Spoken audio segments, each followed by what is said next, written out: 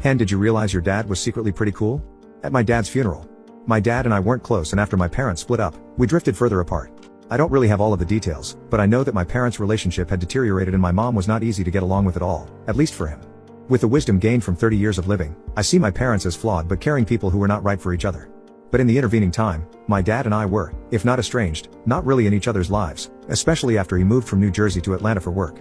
Fast forward several years, cancer, and the end of his life. I was there when he passed, and delivered the eulogy at the funeral. The place was packed. My dad managed a very successful body shop and tons of his current and former employees came out. Suppliers, customers, the works.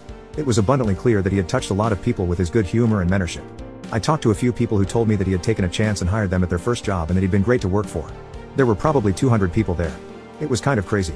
This was a side of my dad that I never really got to experience. He wasn't great with me as a kid, and by the time I was old enough to have really benefited from his strengths, he was mostly out of my life.